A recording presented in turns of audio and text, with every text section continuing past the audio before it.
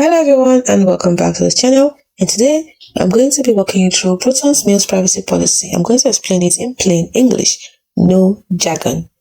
Proton's mail privacy policy is famously strong, but it's full of legal terms. So let's break it down into plain English so you know exactly what happens to your data. This is based on their current up-to-date policy. Core Principle 1. They can't read your mail. Here's the most important part, zero access encryption. This means your emails are encrypted on your device before they reach Proton servers. Proton does not have the key to decrypt them, so even if they wanted to, or were legally compelled to, they cannot read your emails or see your attachments. They are storing gibberish.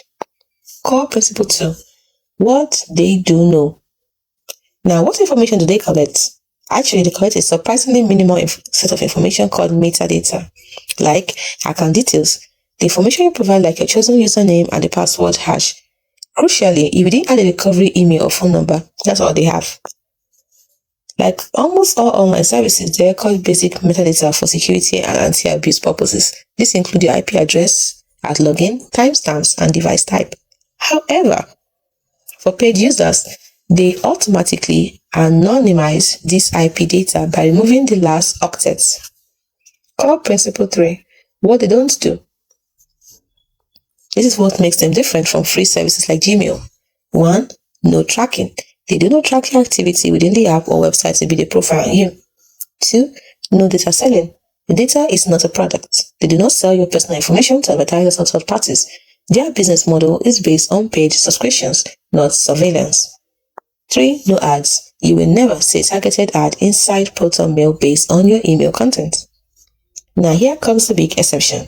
Legal request actually. Proton is based in Switzerland, which has some of the world's strongest privacy laws. They are legally required to comply with Swiss court orders. However, because of their zero access encryption, data they collect and can hand over is very limited.